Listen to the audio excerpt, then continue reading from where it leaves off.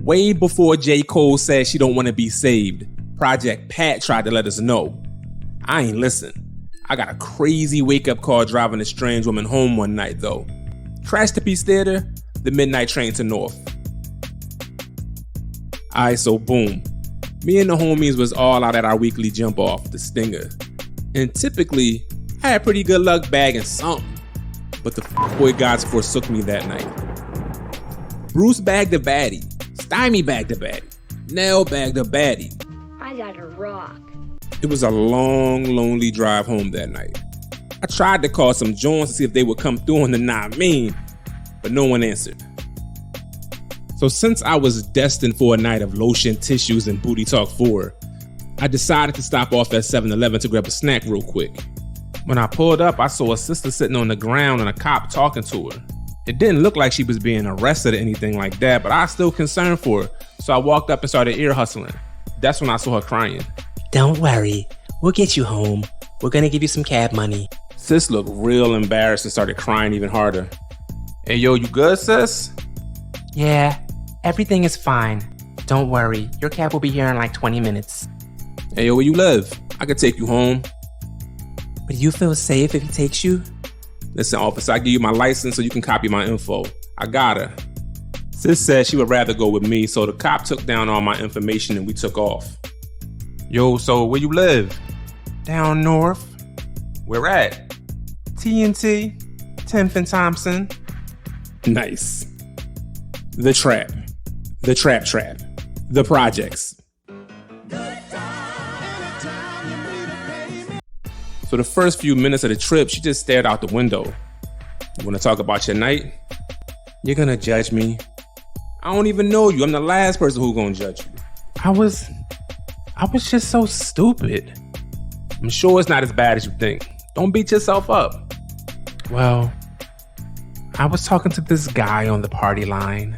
Now, for those of y'all who are too young or just don't remember, the party line was a local number you could call to talk to different people. It was like Tinder and Clubhouse had a ratchet baby. Sis goes on to tell me how the guy she met on the party line convinced her to come see him. And when she said she didn't have money, he said if she got herself there, he'd drive her back home. So she hopped on the trolley, to the L, to the bus, just to go see this boy. When I got there, he was there with his homie.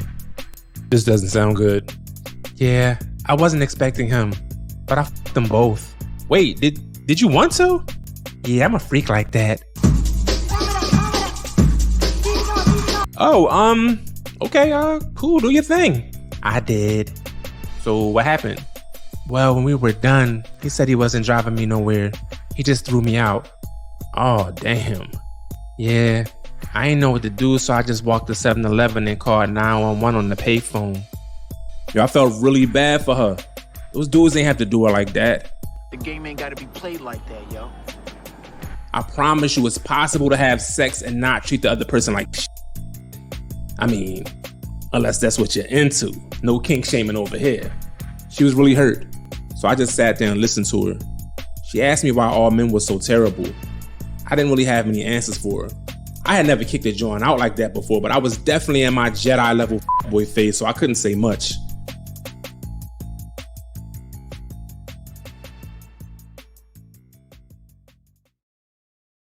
She was a really nice woman.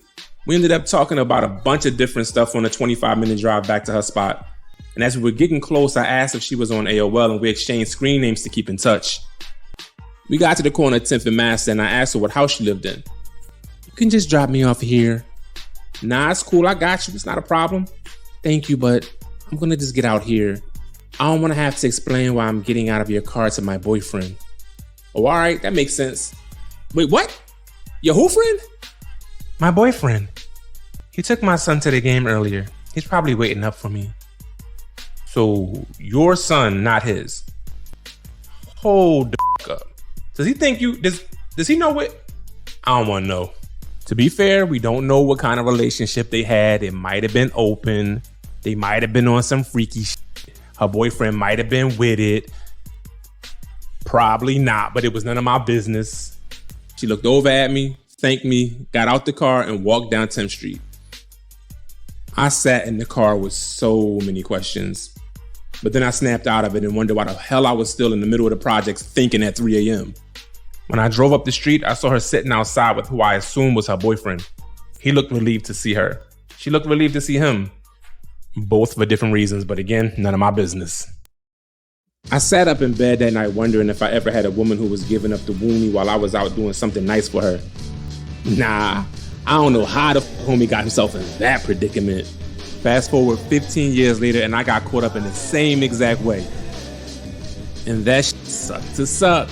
Another story for another day though, to be continued. Thank you so much for watching Trash to Peace Theater. Please like, comment, follow, and subscribe. Also, please consider donating to our Patreon to help the channel grow. Patreon patrons receive additional bonus episodes, so there's that too.